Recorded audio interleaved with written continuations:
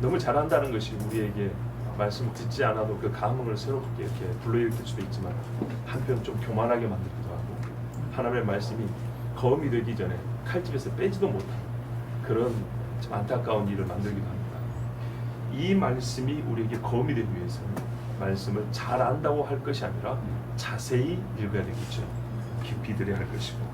자, 오늘 여러분 그래서 18장 말씀을 전체적으로 쭉 보긴 할 건데 일단 본문 중심으로 함께 보도록 하겠습니다.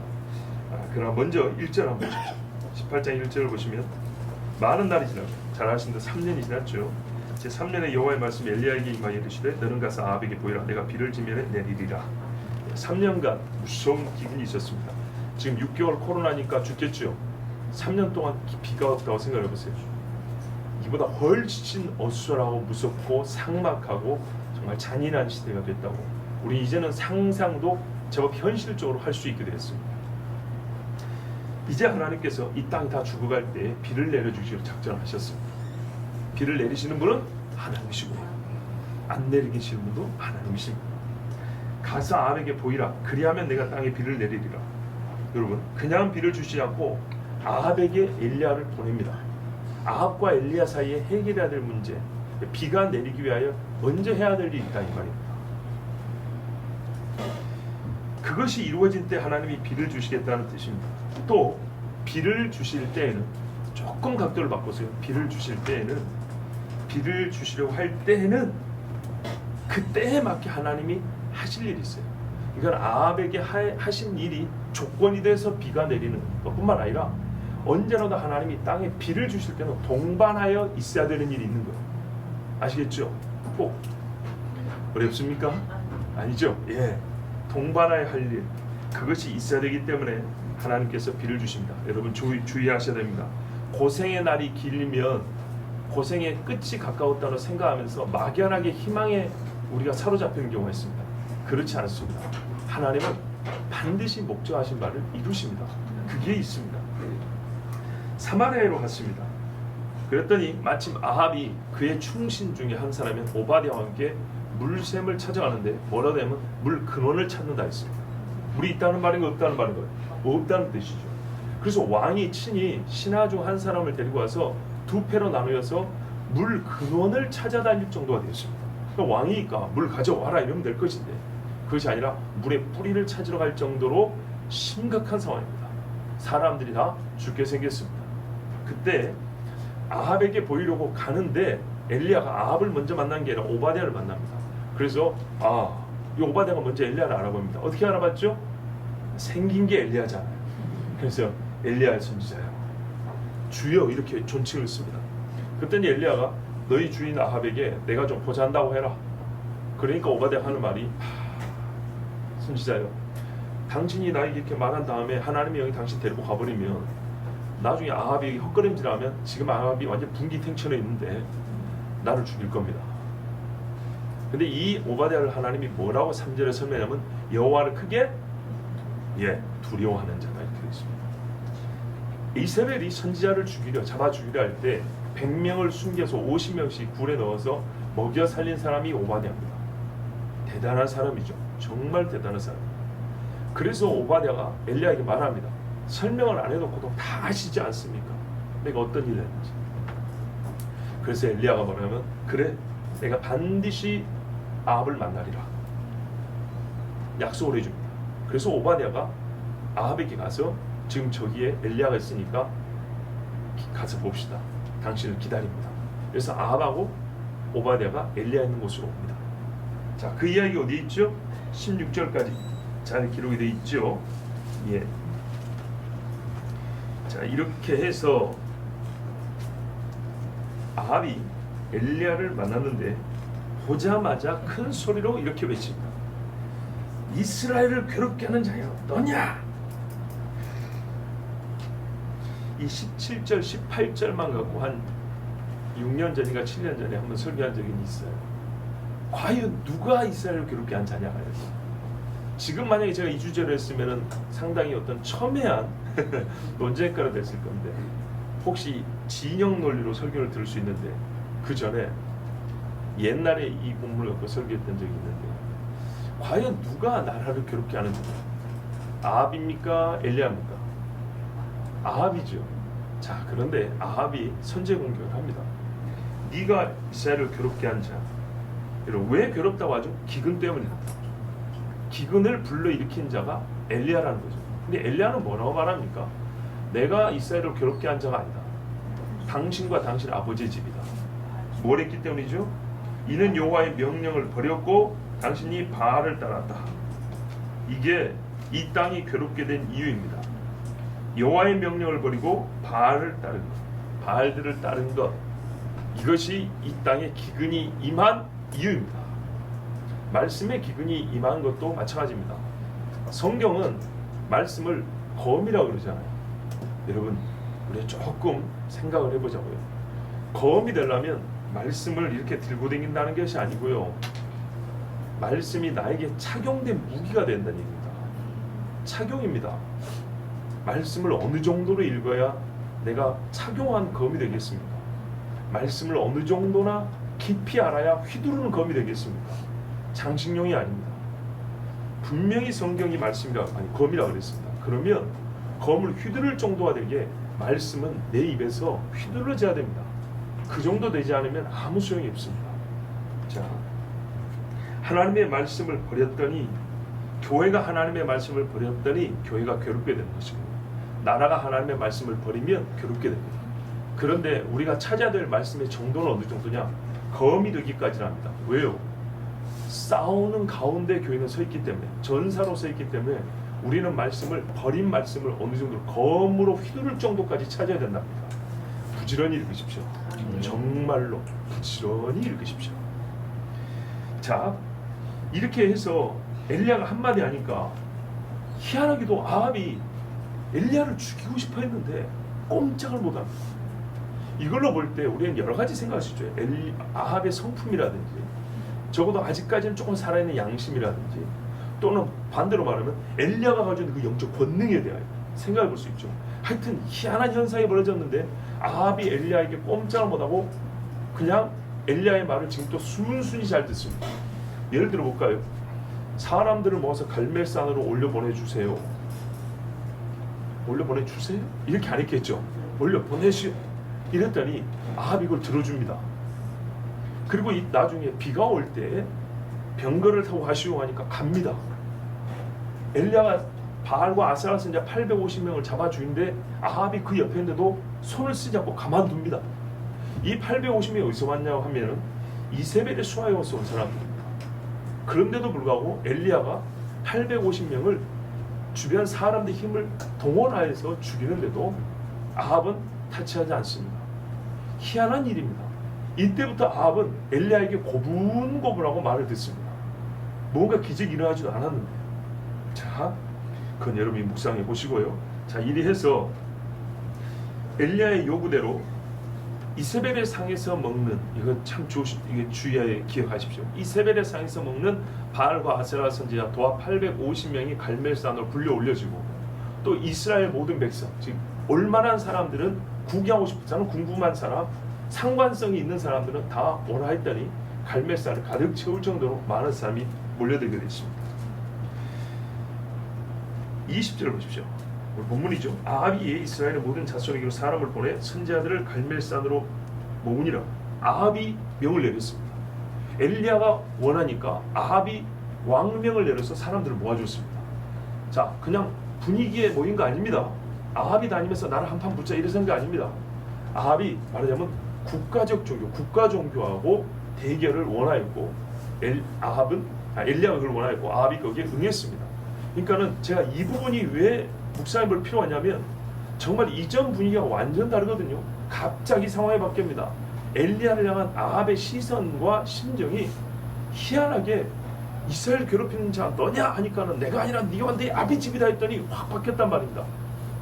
당장 잡아 죽일 사람의 말을 듣는 사람으로 바뀌었다는 거예요. 자, 이리 해서 사람들이 모였는데, 모일 때 사람 그 시간이 적게 걸렸을까요? 많이 걸렸을까요? 짧다면 짧지만 또 많이 걸렸겠죠. 왜냐하면 850명이 올라오니 이 사람들은 휘황찬란한 옷과 행차를 해야 되지 않습니까? 그리고 자기들 종교의식에 맞게 막 오색 빛깔 찬에게 분장돼야 될 것이고 호위병들도 거느려야 될 것이고 보세요. 이세벨의 상에서 먹는 사람들인데 걸어서 오겠습니까? 그렇죠. 짐승들을 타고 와야겠죠. 의리의리한 사람들이 선지자만 850명이고 나중에 보면 이 사람들이 도망을 못 가게 잡습니다. 여러분 사람이 살라고 도망을 치면 두세 사람 쫓아가고 붙잡기는 어렵습니다. 압도적인 수가 있어야 됩니다. 850명이 산에서 살겠다고 뛰어나가면 여러분 몇 명이 동원돼야 850명을 다 잡을 수 있다고 생각하십니까? 수천 명 있어야 되겠죠. 어마어마한 사람이 그 오솔길 내지는 마차 나가는 그 길을 타고 갈매산에 가득하여 서 있는 겁니다. 산이 등성이 이렇게 경사져 있기 때문에 아래쪽에 있는 사람은 위에서 무슨 일이 잘 보이지도 않겠죠. 어떤 사람은 나무 위로 올라갔을 것이고 대단한 광경이겠죠. 여러분 우리가 사파에서 보는 것처럼 조그마한 동네 몇 사람 모이는데 이렇게 생각하면 안 되고 흐리트레드 향에 그려놓은 그런 그림 보지 마시고 진짜 상상을 해보세요. 산에 수천 명 내지는 수만 명의 사람이 운집해 있다. 그리고 이세벨의 산에서 보는 거의 국가에서 뭐랄까요, 이 고위 관직의 신분을 얻은 제사장들이 행차를 해가지고 있다. 그들이 빈몸으로 오진 않았겠죠. 이따 보면 알지만 엘리야가 물을 붓습니다. 그 물은 어디서 났을까요? 그래서 제가 말합니다. 국가적 권력이 동원된 겁니다. 지금 물 근원을 찾는 시점에, 왕이 물 근원을 찾는 시점에 4통을 3번씩이나 연거푸 붓는 그 물이 엘리야가 지고 올라갔겠습니까? 누가 엘리야를 도우려고 지고 왔겠습니까? 아니죠. 그거 누가 거기 갖다 놨을까요? 누구의 힘으로? 그래서 이 850명의 바알과 아세라 제사장의 행차는 거대한 겁니다.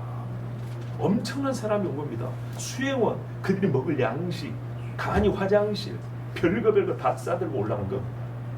자, 이제 좀 그림이 그려지시죠? 자, 이 가운데 여러분 혼자라면 눈을 땅에서 이렇게 들 수 있겠습니까? 내 편이 하나도 없는데.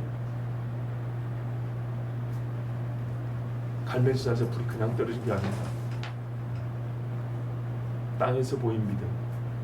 엘리야가 그 자리에 서 있다는 것만 하더라도 이건 엄청난 믿음입니다.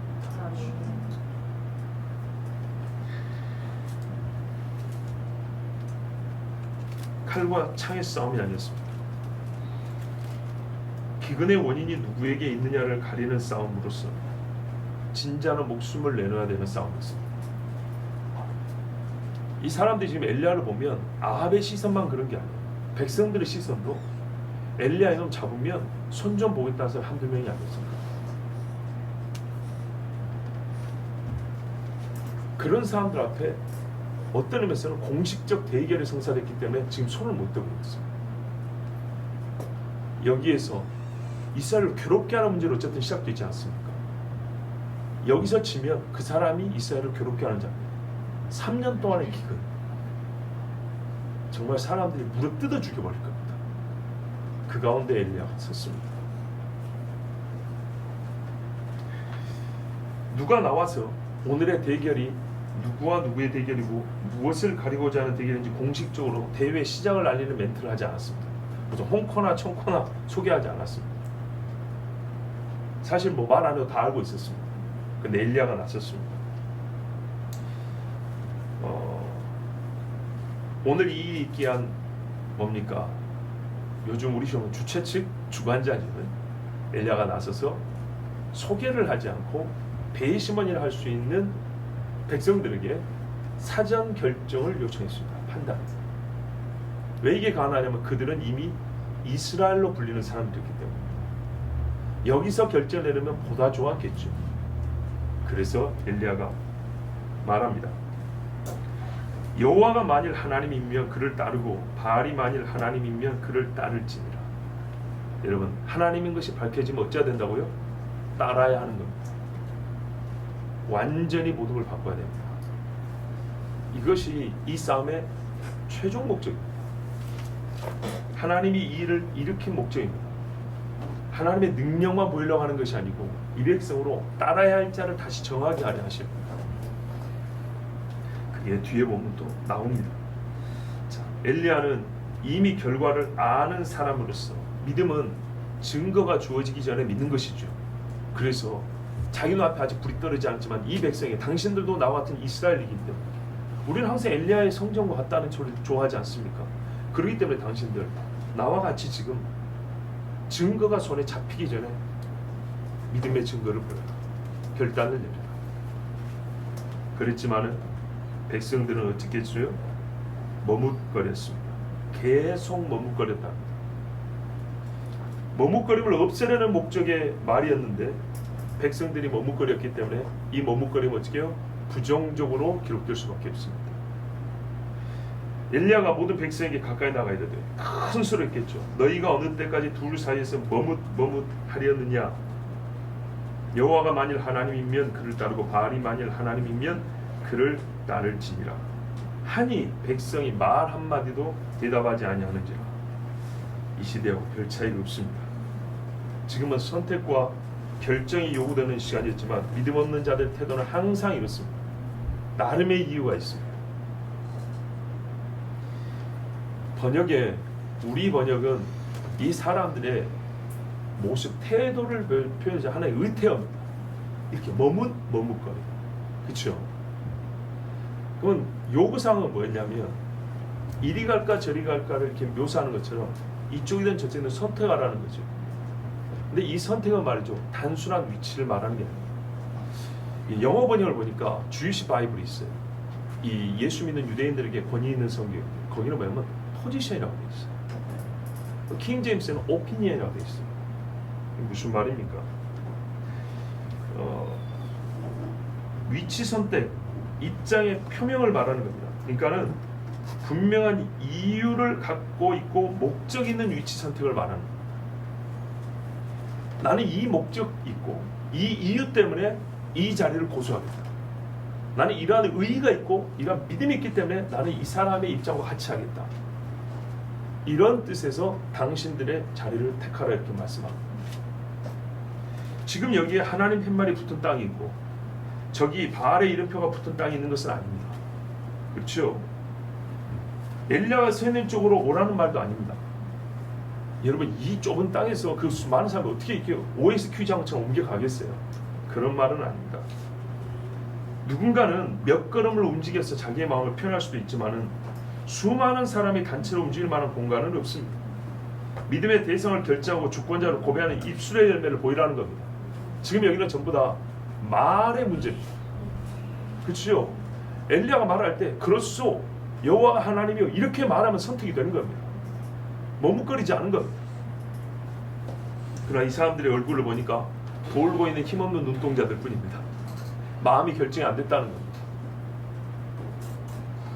엘리야가 백성이 말합니다. 여호와의 선자는 나만 홀로 남았으나 바알의 선자는 450명이었다. 보이지 않는 신자가 있고 숨어있던 선지자들이 있었습니다. 그러나 드러내놓고 다투는 자와 소리를 내는 자는 엘리야뿐이었음을 우리는 인정해야 합니다. 믿는 자가 있지만 숨어있는 수천 명과 자기를 드러내는 한 사람은 분명히 다른 겁니다. 하나님께서 엘리야와 같은 자를 왜 더 많이 세우지 않으셨을까? 그런 의미 들기도 합니다. 엘리야도 어쨌든 하나님이 세운 거 아닙니까? 그러면 이런 인간 한 100명으로 한 타스 10타스 세워놓으면 얼마나 좋을까요? 근데 하나님 그렇게 안 하십니다. 이런 사람 수백 명을 세워서 이스라엘 전역을 돌아다니며 외치겠다면 얼마나 좋았을까? 그러나 그 감추어둔 하나님의 섭리는 우리가 알 바가 아니에요. 우리는 나타난 것에 대해만 믿고 순종할 뿐입니다.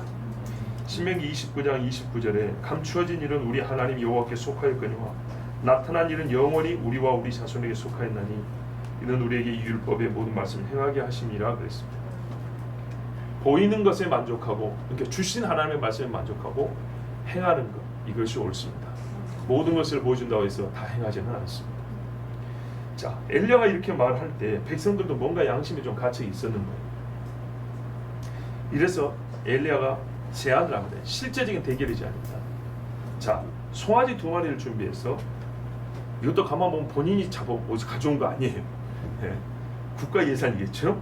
송아지 2를 준비해가지고 한 마리씩 나눠 갖자. 850명 하나, 나 하나. 그래서 어떻게 해요? 나무 위에 불은 붙이지 말고 각을 떠서 번제드릴 준비를 다 해놓자. 그런 다음에 자기 신의 이름을 부르자. 너희는 너희 신 이름 불러라. 바알, 아세라 뭐 등등 한 타스 두 타스 다 불러도 좋다. 나는 하나님만 부를 테니까, 여호와만 부를 테니까 한번 해보자. 그리고 불러 응답하는 신, 그가 하나님 유일한 신으로 하자. 그랬더니 백성이 여기서 뭐라 그래요? 그 말이 옳도다. 24절 보세요. 이렇게 대답합니다. 예. 참. 대결 방법은 뭐라고요? 불 없이 재물을 불러 태우자. 없는 불을 내리는 이가 진짜 신이다.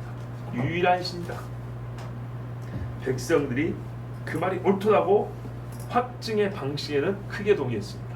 그 많은 사람. 그리고 불가능을 가능케 한 분, 없는 것을 있는 것처럼 부른 이가 진짜 신이라는 최소한의 인신홍적 판단은 모든 사람이 다 갖고 있습니다. 즉 인간이 할 수 없는 일을 하시는 이가 신이다. 이것에 대한 동의는 있는 겁니다. 자, 이 엄청난 사람 수였기 때문에 그 말이 옳도다 말 때에서 웅성거리면서 산이 아마 진동을 했을 겁니다. 자, 이제 약속은 맺어졌으니 대결이 시작됐습니다. 잘 아시는 대로 바알과 아세라 선지자가 어떻게 했습니까?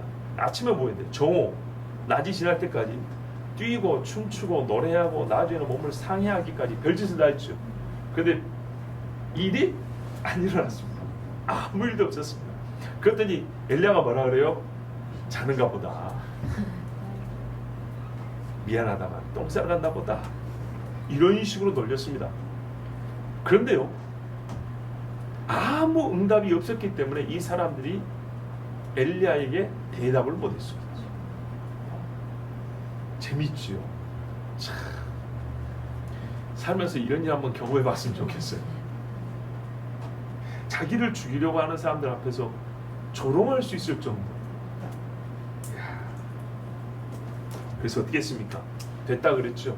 그만하자, 이제 내 차례다. 그래서 엘리야가 이제 자기 시간이 되어서 한 일이 30절 이하입니다. 자, 30절부터 제가 한 절씩 읽겠습니다. 41절까지 오늘 본문인데요. 엘리야가 모든 백성을 향하여 이르되 내게로 가까이 오라. 백성이 다 그에게 가까이 가매 그가 무너진 여호와의 제단을 수축하되, 이 자리에 여호와께 제사 올렸던 제단이 있었습니다. 지금은 무너진 상태였고, 엘리야는 무너진 여호와의 제단을 백성들에게 보여준 겁니다. 보세요, 나에게 가까이 오라 그랬어요. 이 850명이 아무것도 못하니까 이제 백성들은 어떻게 해요? 자동적으로 몸이 움직이는 겁니다. 예, 끌리는 힘이 있죠. 상황이 이 정도 되면. 그래서 엘리야 쪽으로 갔더니 호기심에 의한 사람도 가까이 가지 않겠습니까? 갔더니 엘리야가 그 사람들 세워놓고 연설한 게 아니라 뭔가를 보여줍니다. 봤더니 뭐 이상한 돌 무너진 터가 하나 있는데, 이게 옛날에 이스라엘 사람들이 하나님께 제사하던 땅입니다. 그리고 엘리야는 그것을 홀로 수축합니다. 보수공사를 한 겁니다. 그 현장을 백성들이 다 보게 했습니다. 백성들 다 그에게 가까이 나아갑니다. 엘리야는 기적을 행하여 하나님의 살아계심만 보여주려는 것이 아니고 보고 난 후에 할 일을 가르쳐준 겁니다. 좀 있으면 불로 응답한 하나님을 너희가 알게 되면 그 다음에 해야 될 일이 무엇인지를 가르쳐준 겁니다. 여러분, 니느웨가 한번 회개할 수 있어도요, 왜 망합니까? 예배와 말씀이 없으니까 또 망하는 겁니다. 바알을 따르면 여호와의 제단을 회파하고 방치하고 못 본 채 하는 일과 동시에 발생했습니다. 지금 이곳에 있는 자들 중 누구도 여호와의 제단이 파괴된 데 대하여 괴로워하는 자가 없었습니다. 괴로워하는 자가 없었어요. 기근으로 괴로워하지만 여호와의 제단이 있었던 건지도 생각지 못했고 이미 바알에게 빼앗겨버린 이 땅이라고 생각을 했어요. 그냥 넘겨준 걸 좋아했어요, 사람. 31절입니다. 야곱의 아들들의 지파의 수요를 따라 엘리야가 돌 12개를 취하니 이 야곱은 일찍이 여호와의 말씀이 임하여 이르시기를 내 이름을 이스라엘이라 하리라 하신 자다. 자, 어떻게 수축을 했습니까? 야곱의 12아들의 수요대로 돌 12개로 쌓아 올렸습니다. 주먹만한 돌 아닌 거 아시죠? 큰 돌을 힘겹게 가지고 와서 쌓아 올렸습니다. 야곱은 여호와께서 이스라엘이 네 이름이 되리라 하신 사람입니다. 그리고 지금 엘리야가 하는 일을 구경만 하고 있는 이 사람들이 이스라엘 자손이고 이스라엘입니다. 무슨 말인지 아시겠죠? 야곱의 12아들을 따라서 12돌을 가서 수초하는데 그 자손들이 아무도 손을 못 대지 않아요. 구경만 하고 있어요. 엘리야가 혼자서 그거를 다 들고 와서 지금 쌓고 있는 거예요.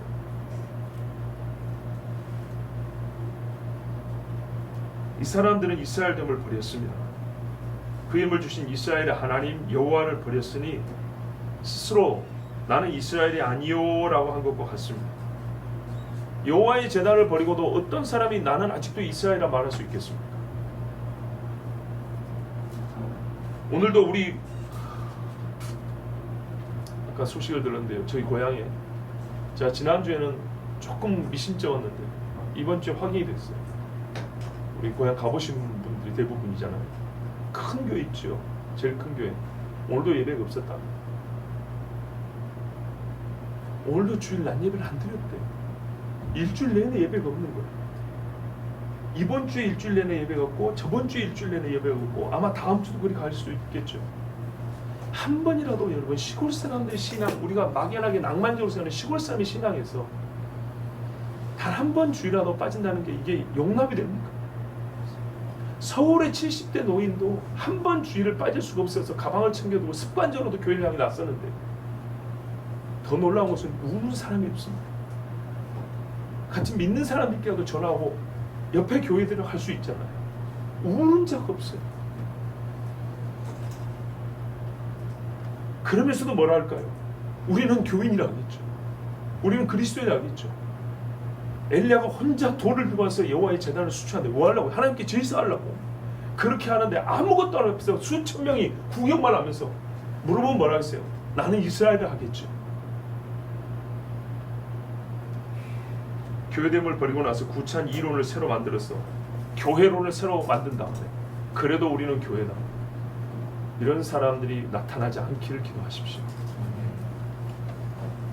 그가 여호와 이름을 의지하여 여호와의 이름으로 그 돌로 제단을 쌓고 제단을 돌아가며 곡식 종자 두세 알을 둘 만한 도랑을 만들고, 자, 바알과 아세라 선자 850명이 눈앞에서 구경하는 자칭 이스라엘 무리들 앞에서 구경하러 온 관원과 그들을 호위하는 군인들 앞에서 엘리야는 오직 여호와의 이름만 의지하여 여호와의 이름으로 그 이름을 부르면서 12돌로 제단을 쌓고 제단을 돌아가면서 도랑을 팠다. 여호와의 이름을 의지하여 여호와의 이름으로 그의 심정만을 말하는 것이 아닐 거라고 봅니다. 그 싸움에서 하나님을 입으로 중얼중얼대면서 기도하는 말과 함께 얼마나 힘들어요, 여러분. 그 제단이 소를 바치고 불을 태우는 장작을 쌓아야 됩니다. 반경 몇 미터가 되는 그 제단을 도랑을 또 팝니다. 혼자서. 이 사람들은 시간이 제법 기럭쓸 건데도 불구하고 구경을 합니다. 그 앞에서 하나님 혼자 불러가면서 땀을 뻘뻘 내면서 일을 합니다. 하나님께 예배되는 거 쉽습니까? 절대 쉽게 예배되는 거 아니라고 그랬죠. 너희 몸을 거룩한 산제물로 바쳐. 신학적인 해석이 없어서 몸이에요, 몸. 예배 주체는 몸이라고. 몸에 수고를 하지 않고 예배드리는 것은 가짜 예배예요. 예배를 위한 기초 작업을 하는데 아무도 돕지 않았습니다. 바알과 아세라 선지자의 쇼가 다 끝났고 그들의 실패가 증명이 됐습니다. 일단 그들은 실패했다는 게 증명이 됐습니다. 이제는 못해도 무승부잖아요.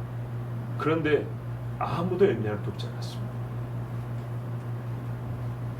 예배를 위한 기초 작업을 마쳤습니다. 장소를 떠나고 정한 절기를 멸시하는 자들에 비해서 영과 진리로 예배하면 되지 않느냐고 그런 말이 나올 때 정말 역겹기 그지없습니다. 여기 영과 진리로 예배하는 사람 어떻게 예배 준비하냐 봐보세요. 또 그가 나무를, 우리말 번역에는 그가 없어요. 행위의 주체가 그입니다. 또 그가 나무를 버리고 송아지의 각을 떠서 나무 위에 놓고, 주어는 그입니다. 그가 나무를 놓고 그가 소를 잘랐습니다. 여기까지 제사 준비는 오직 엘리야 혼자였습니다. 소 한 마리를 잡는 게 얼마나 어렵습니까? 닭 잡기도 어려운 거예요. 소를 잡아가지고 칼로 다 이거를요 정형한다 그러죠. 그래서 정형외과 합니다. 떠낸다는 겁니다. 껍질, 뼈, 내장, 꼬리, 분비물 다 잘라내는 겁니다. 여러분, 이렇게 해서 엘리야가 예배 준비를 다 마쳤습니다. 믿음 없는 자들의 눈이 열리게 할 증거를 혼자 다 준비를 했습니다. 자, 여러분, 그 다음에 엘리야가 이제 명령을 합니다. 사람들이 엘리야가 관원은 아니지만 희한하게 거절할 수 없는, 거부할 수 없는 어떤 힘에 이끌려서 엘리야 말을 듣습니다. 물은 그들 보고 가져오라고 합니다. 물을 4통에 담아다 가져와라. 부어라. 3번 연거푸하라고 했습니다. 자, 33절, 통 4세 물을 채우다가 번제물과 나무 위에 부으라 하고, 또 이르되 34절입니다. 다시 그리하라 하여 다시 그리하니, 또 이르되 3번째로 그리하라 하여 3번째로 그리하니, 물이 제단으로 두루 흐르고 도랑에도 물이 가득 찼다. 이 도랑에도 곡식 2세야 약 15리터라고 이렇게 각주에 나와 있죠. 제법 많은 물입니다. 그러니까는 위에서부터 물이 흥건히 찼고, 나무에 물이 베어들었고, 짐승들 그 구석구석에 물이 나들어갔고, 나무의 물은 도랑에까지 가득 찼습니다. 자, 아까 말씀드린 대로 잠깐 생각해 봅시다. 3년 동안 기근이 있었습니다. 왕이 물 근원을 찾아다닐 지경인데 이렇게 넉넉히 자유자재로 쓸 수 있는 물이 어디서 났을까요? 바알과 아세라 선지자들, 그 제사장들이 쓰려고 가져왔을 물일 겁니다. 걔들도 제사 의식을 위해서는 씻는 게 필요하고 손도 씻어야 되고, 그죠? 뭔가 제의적 요소 또는 이 산에 오르내면서 식수도 필요했겠죠. 그 많은 사람들이 왔는데 말이죠. 그래서 거기 물을 이제 이 850명이 제어를 못하고 이미 자기들 실패했지 않습니까? 그래서 엘리야가 가져오라니까, 이게 참 재밌습니다. 골리앗 목을 친 것은 골리앗의 검이었습니다. 다윗이 그 칼을 뺏어서 쓰지요. 물을 가져오라 해서 부었습니다. 하나님의 영광을 극대화하는 것은 적군이 쓴 무기일 때가 많이 있습니다. 하만도 자기가 메은 올린 장대에 달렸죠. 그렇게 되는 겁니다. 자, 이 많은 물을 이제 다 부었습니다. 저녁 소재 드릴 때 이르러 선지자 엘리야가 나가서 말하되, 아브라함과 이삭과 이스라엘 하나님 여호와여, 주께서 이스라엘 중에서 하나님이신 것과 내가 주의 종인 것과 내가 주의 말씀대로 이 모든 일을 행하는 것을 오늘 알게 하옵소서.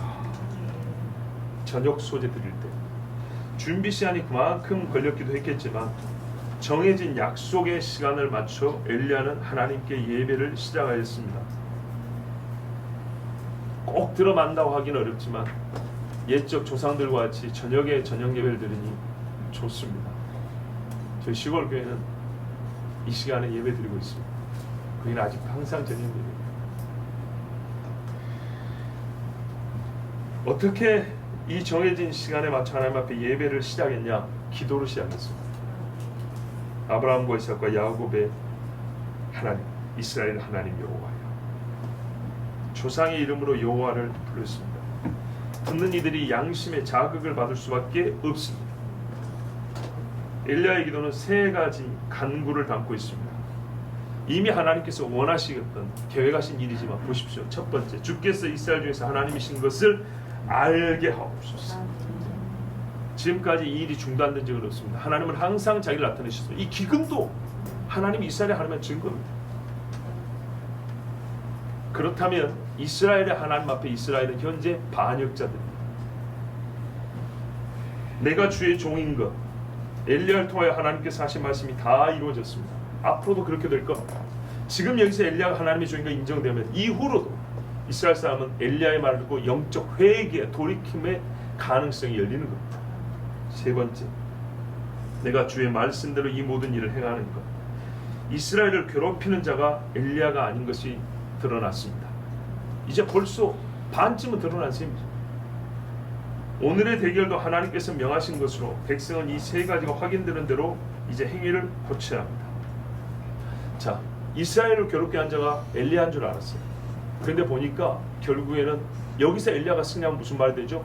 바알과 아세라 저놈들 때문에, 아합의 집 때문에 이스라엘을 괴롭게 된 것이었어요.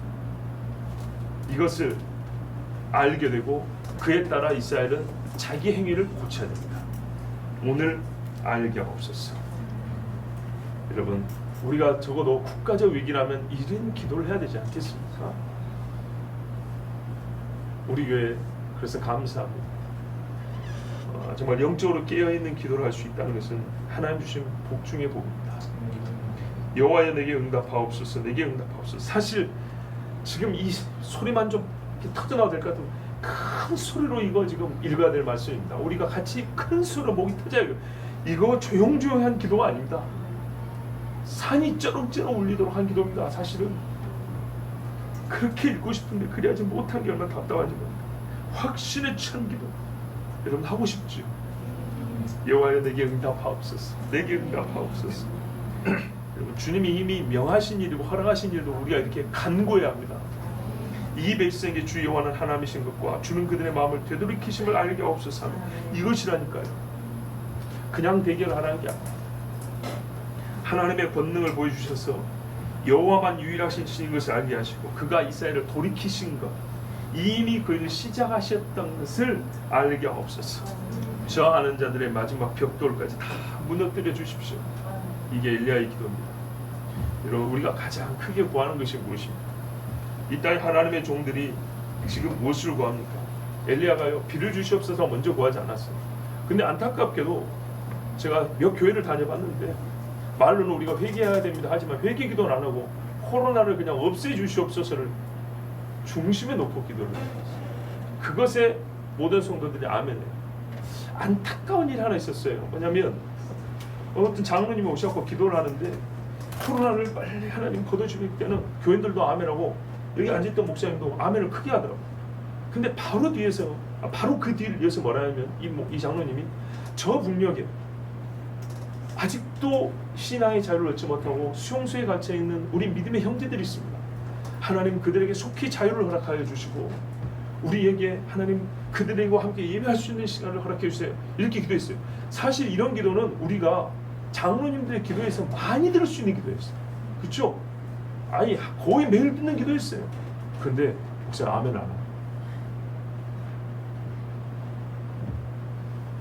우리의 삶의 문제 아멘 하더니 정말 중요한 문제 아멘. 목사가 신앙의 문제 아멘 안 해요. 근데 이거는 지역 불문 한 30년 20년 전에는 어느 교회 어떤 목사인지 최소한 형식으로 전부 다 아멘 했던 기도예요. 선교를 잘 안 하는 교회를 할지라도 장로님이 그렇게 기도하면 전부 다 교인들이 그래도 우리가 그래도 믿음이 있다는 증거를 티를 내기 위해서라도 그래도 좀 스케일 있는 기도에 말이죠. 영적 깊이 있는 기도에 아멘 그랬다고. 그런데 코로나 때는 아멘 하더니 신앙의 자유를 주십시오 때는 입 넘어가버렸어요. 정말 이럴 수 있는 겁니까? 근데 그 교회 말이죠. 포스터가 현관에 붙어져 있어요. 기독교 신앙 핍박 순위 1등부터 50등 그걸 붙여놨어요. 선교사님들이 선교 편지를 쫙 붙여놨어요. 1등 북한. 그런데 하나님 신앙의 자유를 주셔야 되는 아멘을 안 해. 뭘 위해서 기도하죠? 밤마다 수요일마다 금요일마다 예배하는데 한 번도 그 기도를 안 하는 거예요. 정말로 우리가 신앙의 그리스도인 아닙니까? 여기 봐보세요. 선지자들이 숨어있대요. 뭘 위해 기도해야 되죠? 이 숨어있는 선지자들이 나와가지고 자유롭게 복음을 전할 수 있고 하나님의 말씀 전해야 그래야 사는 것 아닙니까? 바알과 아세라가 꼼짝을 못해야 그래야 사는 것 아닙니까? 근데 이것을 위해서는 기도하지 않으니까 기도를 안 해요. 자칭 선지자가. 그런데 기근을 없애주세요 해서는 아멘. 메뚜기들을 없애주세요. 아멘. 올해 풍년이 있게 해주세요. 아멘. 하나님의 백성들이 기도하게 해주세요. 아멘. 핍박하는 형제들이 신앙의 자유를 갖고 하나님을 자유롭게 예배하게 해주세요. 여러분 그리스도인입니까? 그리스도인은요 먹고 사는 걸로 갈리는 게 아니에요. 신앙으로 갈리는 거지 뭐죠? 누구를 부르느냐에 갈리는 거죠. 그리스도인이잖아요. 그리스도인. 그리스도인이 그리스도를 자유롭게 믿게 해주세요는 왜 아멘을 안 합니까?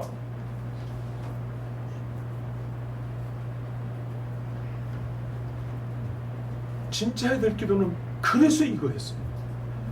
우리가 하나님을 자유롭게 믿을 뿐만 아니라 거룩하게 믿는 것을 소망하지 않냐고. 이것이 우리 신앙에서 진짜 중요한 문제라는 인식이 없구나.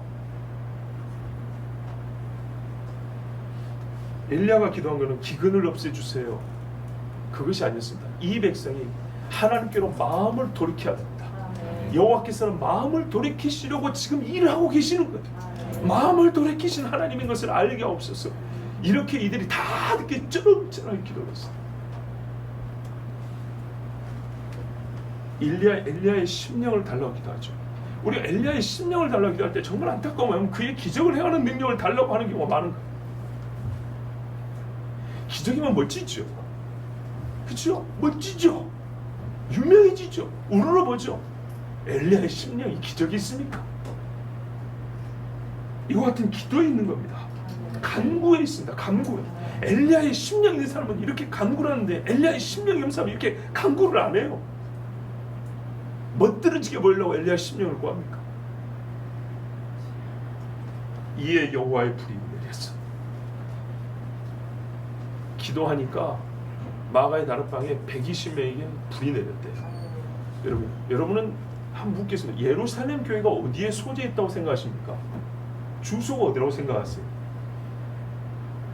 저 역시도 그렇고 여러분 아마 그럴 것 같은데, 예루살렘 그러면 고풍스런 이스라엘식 벽돌 건물로 첨탑이 뾰족한 뭔가가 세워져 있을 거라고 생각하기 쉬운데, 예루살렘 교회가 그런 교회였을까요? 제가 성경에서 확인한 최초의 예루살렘 교회는요, 마가의 다락방입니다. 거기서 교회가 시작됐습니다. 거기가 예루살렘 교회입니다. 네? 그리고 우리가 예루살렘 교회에서 착각하는 게 있어요. 사람들이 백성이 칭찬을 받으면 자기 것을 자기 것이 않고 막 구제했다고 생각하죠. 그래서 구제해서 칭찬도 생각하죠. 아니죠. 예루살렘 교회가 그렇게만 했습니까? 핍박은 예루살렘 교회부터 시작했다는 거 아십니까? 선한 일로 말미암아 이스라엘 사람들이, 예루살렘 사람들이 예루살렘 교회에서 나오는 진리를 듣는 것을 용인해 주지 않았어요. 그들의 선한 행위로 칭찬하는 것보다 그들의 입에서 나오는 진리를 듣는 것이 더 괴로웠기 때문에, 그래서 핍박을 했어요. 상을 안 주고. 그 교회에서 구제하는데 7집사가 동원이 됐죠. 아니, 선택으로 임명이 됐죠. 여러분, 그 교회에서 구제하는 대표자인 스데반을 잡아 죽였어요. 왜요? 구제를 안 해서? 임무 소홀히 해서? 아니요. 누가 네 보고 구약을 읊으래? 누가 니까지 것한테 하나님 말씀 우리를 판단하래? 그래서 죽였어요. 교회들이 착각합니다. 구제만 하고 선한 일만 하면 교회에 이뻐해 줄 것 같습니까? 그래서 꼭 그 말씀만 따오죠. 사람들에게 칭찬을 들으며 수가 돼가더라. 진리를 듣기 전이었어요. 이스라엘 전역에 정말 교회가 무엇인지 그 정체성이, 사람은 지 모함에 든 것부터 먼저 소문을 확 펼트는 경향이 있어요. 떡 먹고 배부르니까 예수한테 하면 떡 주더라. 병이 낫게 예수한테 하면 병 고쳐주더라. 이래서 몰려들었죠. 근데 진짜 말씀을 들으니까 어렵다고 가버렸죠. 마찬가지. 진짜 말씀 나사렛 예수 이름으로 가르치고 병을 고치고 귀신을 쫓아내니까 어땠어요? 그 뒤부터는 핍박을 했어요. 떡 많이 아무리 줘도 핍박했어요. 이게 근데 진짜 교회예요. 진짜 교회. 불이 내려온 교회. 구제가 그냥 나온 것이 아닙니다. 하나님 주신 은혜가 있었기 때문에, 정말 이 세상에서 욕심을 갖지 않았기 때문에 가능했던 것입니다. 이에 여호와의 불이 내려서 번제물과 나무와 돌과 흙을 태우고 또 도랑의 물을 핥은지라. 여러분, 솔로몬의 기도에 응답하신 여호와의 불이 이곳에 임했습니다. 이게 얼마나 중요한 메시지인지 잘 생각해보세요. 거룩한 예루살렘 성전에 쏟아 부어졌던 하늘의 불이 갈멜산 제단을 덮었습니다. 사마리아 여인을 만나서 예수님이 이렇게 말씀하죠.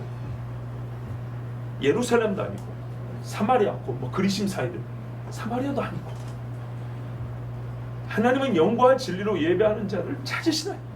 곧 이때라 그랬습니다. 진짜로 영과 진리로 예배하는 자에게는요, 하나님이 예루살렘에서 응답하셨던 불을 그 자리에 줍니다. 자신 있으면 그렇게 말을 할 그랬어요. 예?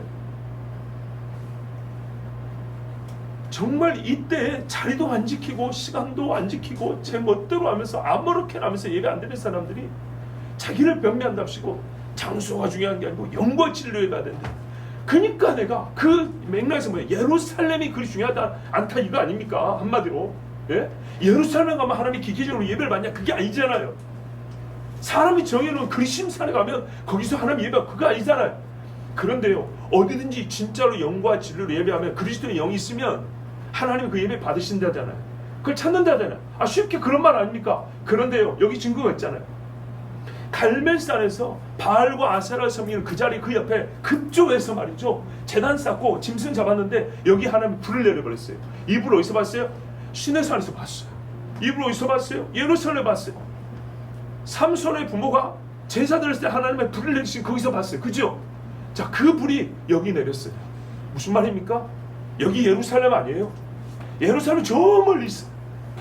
여기 모인 사람들이 예루살렘 사람들 아니고 거룩한 하나님 섬기는 사람도 아니에요. 그런데 단 한 사람, 진짜 영과지로 예배하사 엘리야 한 사람밖에 없죠.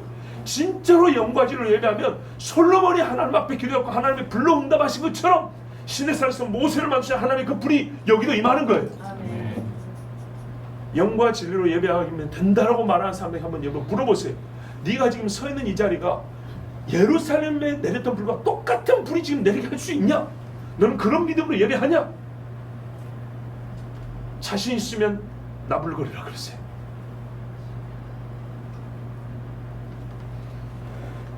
장소가 뭐 그리 중요하냐? 영과 진리로 예배하는 것이 중요하지. 예, 중요하죠. 근데 그분들의 영과 진리로 예배하는 게 뭔지 알까요? 보십시오. 이것이 영과 진리로 예배하는 겁니다. 이 정도의 심령으로 드리는 예배가 아니면 영과 진리로 예배하는 거 아닙니다. 엘리야의 심령으로 예배드리면 예루살렘 성전에 내렸던 불이 똑같이 내립니다. 솔로몬 때 내린 하늘의 불도 그저 예루살렘이었기에 내린 게 아닙니다. 짐승을 많이 잡아서 냄새 줘서 사람이 불러 태워준 거 아닙니다. 그때도 솔로몬이 기도한 후에 불이 내렸다는 걸 아셔야 됩니다. 역대하 7장 6장에 보면 이 솔로몬의 기도가 가득 한 장을 채우고 있습니다. 진짜 그 기도가 짐승의 향보다 훨씬 더 하나님의 흠향을 받았어요. 그래서 뭐라고 해요? 7장 1절부터 3절에 이 기도를 마치면 하나님이 그 기도를 받은 거예요. 그 기도를 마치면 불이 하늘에서부터 내려와서 그 번제물과 제물들을 사르고 여호와의 영광이 그 성전에 가득하니 여호와의 영광이 여호와의 전에 가득함으로 제사장들이 여호와의 전으로 능히 들어가지 못하였고 이스라엘 모든 자손은 불이 내리는 것과 여호와의 영광이 성전 위에 있는 것을 보고 돌을 깐 땅에 엎드려 경배하며 여호와께 감사이로되 선하시도다 그의 인자하심이 영원하도다 하니라. 아멘. 기도 때문이었어요. 솔로몬이 이때는 진실로 기도를 했어요. 자기가 세운 예루살렘 성전은 아무것도 아니다는 사람 앞에 진실로 기도했어요. 엘리야도 마찬가지예요. 이 12동이 돌 갖다 놨다 이게 무슨 하나님이 받으신 말 됩니까? 그게 아닙니다. 그 믿음의 표였습니다. 그리고 그의 합당에 하나님 주께서 이스라엘 왕이신 것을 알리시옵소서 응답하도록 기도를 했어요. 이 똑같은 기도에 하나님 불로 응답했어요. 예, 마가의 다락방에도 불로 응답하신다면 바로 이와 같은 류의 기도가 있는 것입니다. 예수께서 우리의 구세주인 것을 알게 하옵소서. 성령이 임하면 예수의 하신 말씀 우리가 깨달아 알고 증인된다는데 주님 증인되게 하옵소서. 이렇게 주의 마음에 합당한 기도를 하니까 성령의 불이 내린 겁니다. 무엇이 주님이 들으실 만한 기도라고 생각합니까? 어떤 기도에 우리가 아멘해야 되겠습니까? 모든 백성이 보고 엎드려 보십시오. 똑같잖아요. 솔로몬 때와 똑같잖아요. 39절 보세요. 모든 백성이 보고 엎드려 말하되 여호와 그는 하나님이시로다. 여호와 그는 하나님이시로다. 예, 하나님의 불에 임하시면 똑같은 고백이 나옵니다. 바로 이것 때문에 하나님이 불로 응답하신 거예요. 저도 원하는 것이 이것입니다. 여호와 앞에서 떠는 백성. 이 사람들이 온전한 회개에 이르는지는 아직 모르겠지만 먼저 하나님 앞에 엎드림이 있는 백성. 최소한 자기 죄를 자각하고 여호와의 살아계심을 보고 떠는 백성이 있기를 저는 기도합니다. 여러분도 이를 위하여 애를 쓰시고 기도하십시오. 40절인데 엘리야가 그들에게 이르되 바알의 선지자를 잡되 그들 중 하나도 도망하지 못하게 하라매 곧 잡은지라 엘리야가 그들을 기손시내로 내려다가 거기서 죽이니라. 자, 상황이 이렇게 되니까 엘리야가 엎드린 백성이 명령을 합니다. 바알의 선지자를 잡되 하나도 도망하지 못하게 에워싼 거죠. 입장이 바뀐 겁니다. 상황이 완전히 역전됐습니다. 하나님의 이 승리는 꼭 이런 식이에요. 역전이에요. 역전. 이제 엘리야가 하나님의 종인 것이 확인되었으므로 이 사람들이 이제 엘리야의 말에 완전히 복종을 합니다. 바알의 자식들, 바알의 새끼들을 잡아가지고 기손 시내로 내려가 주겠답니다. 보세요. 죽이려고 산에서 내려갔어요. 전부 다. 그 시내가에서 죽였어요. 그 이유는 잘 모르겠지만 일단 여호와의 제단 앞에서 이 더러운 피를 흘리려고 하지 않은 것 같습니다. 그런데 이 일에 아합이 침묵했습니다. 알고 있었습니다. 근데 침묵합니다. 하나님의 권세 앞에 땅의 왕이 아무것도 아니라는 것을 우리는 알 수 있습니다. 41절입니다. 엘리야가 아합에게 이르되 보십시오. 바로 옆에 있잖아요. 물론 사람을 시켜서 말했겠지만 올라가서 먹고 마시소서 큰 빗소리가 있나이다. 1절의 비가 여기 나옵니다. 엘리야는 아합에게 올라와서 먹고 마시라 합니다. 잔치하라는 얘기입니다. 왜요? 큰 빗소리가 날 것이니까. 잔치는 이때 시작되는 겁니다. 예배 없이 땅에 회복 없습니다. 하나님의 불이 내리지 않고 땅에 비는 내리지 않습니다. 엘리야는 아합 보고 궁으로 돌아와서 하나님의 주신 복을 맛보라고 권했습니다. 그러면 곧장 비가 내렸습니까? 아닙니다. 아닙니다. 그래서 이제 아합은 이 말을 듣고 엘리야의 말에 반대는 안 했지만 여전히 뙤약볕이 내리쬐는 하늘을 보고 엘리야 곁을 떠나지 않고 갈멜산 근처에 그대로 있었습니다. 엘리야는 아합에게 말을 전한 후에 모세처럼 다시 갈멜산으로 올랐습니다. 아까 기순 신으로 내려왔죠? 갈멜산 정상으로 올라갑니다. 아까 있던 제단보다 더 높은 데로 올라갑니다. 기도하려고 올라갑니다. 얼굴을 무릎 사이에 놓고 간절히 7번 구했다 했습니다. 그러자 구름이 솟아올랐고 이것을 보고 엘리야는 머뭇거리고 있는 아합에게 종을 보내서 말합니다. 왕의 병거를 준비하시고 내려가소서. 그래야 비가 왕을 멈추지 못하리이다. 보십시오. 850명의 바알과 아세라 선지자를 죽이는데 아합이 침묵했습니다. 불을 받기 때문이죠. 근데 이제 중요한 건 뭐냐면 불 다음에 비가 있어야 되는데 비가 오리라 했으면 불을 받으면 믿고 가야 되잖아요. 근데 아합은 머뭇거리고 있습니다. 안타깝게 이 땅의 왕은 머뭇거립니다.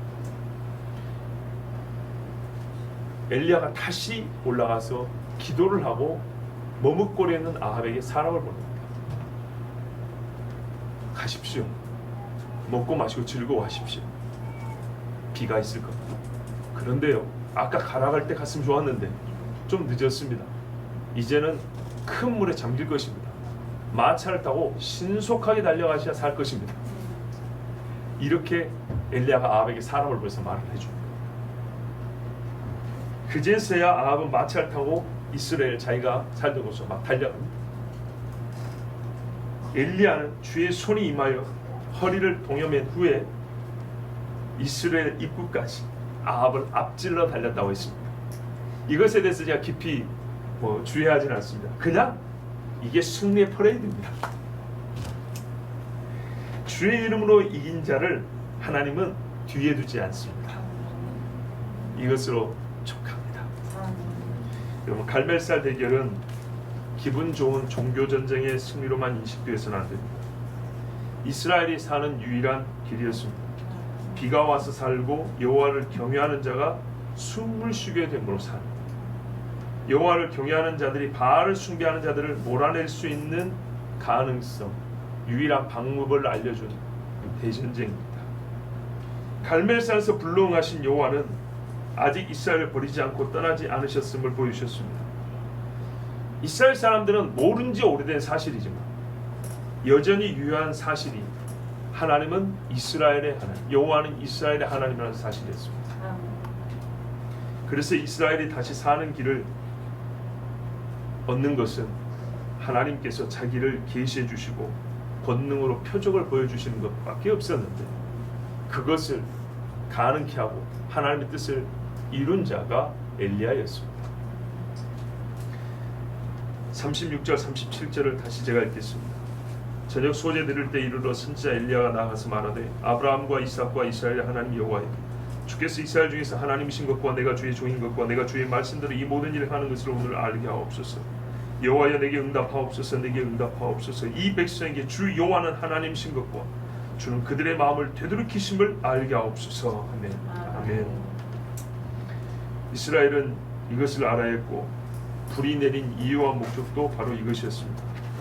그리고 이 일이 다시 불같이 일어나기 시작함과 동시에 이를 알게 해달라고 기도했죠. 바로 이것을 알게 됨과 동시에 비가 내렸습니다. 그걸 아셔야 됩니다. 이스라엘 백성이 이제 아하, 여호와가 우리의 하나님이시구나라고 그들이 최소한의 인정을 할 때 하나님은 비를 내리겠습니다. 여러분, 비를 주시기 위하여 먼저 하나님을 알게 하신 하나님의 뜻을 기억하십시오. 여호와는 이 백성의 마음을 주께로 다시 돌이키시는 하나님이심을 알게 하셨습니다. 이 진리를 알게 하는데 증거와 표적이 된 것이 갈멜산 제단에 떨어진 하나님의 불이었습니다. 우리에게도 여호와께서 이 나라의 왕 되심을 알려주시기를 같이 구해야 합니다. 땅을 뒤흔들고 심령에 불을 붙이고 악인들을 소멸하는 하나님의 권능을 우리가 구해야 하겠습니다. 엘리야가 세냐 바알 선지자가 세냐를 말한 게 아닙니다. 하나님이 이 땅을 살려주시려고 보세요. 근본적으로 하나님을 알아야 되는데, 근데 이 과정을 한번 보십시오. 이 안에 결정적인 거 뭐냐면 예배입니다. 예배. 그렇죠? 비를 멈추신 이가 하나님이시고 기도했더니 비가 왔더라. 간단하게 이렇게 갈 수 있습니다. 기도했더니 비가 왔더라. 근데 그 전에 뭐냐면 기도했더니 불이 내렸다가 있습니다. 뭘 기도했더니 불이 내렸냐 했더니 하나님을 알게 하여 주시옵소서라고 불을 붙일 수 없는 상황 하에서 하나님이 불을 내려주셨습니다. 그 딱 중간에 뭐냐면 여호와께 드린 예배, 온전한 예배가 있습니다. 무너진 예배태를 세우는 그 예배가 있었습니다. 진짜 영과 진리로 하는 예배가 이스라엘 백성 중에 대표로 한 사람에게서 드려졌습니다. 이것이 딱 가운데 서 있습니다. 예배가 다시 세워지자 하나님은 비를 내려주셨습니다. 그래서 우리가 먼저 하나님께 구해야 할 것은 하나님 무너진 제단을 다시 수축해 하옵소서. 그 일에 나를 쓰시옵소서입니다. 우리 함께 이 시간 함께 기도하겠습니다.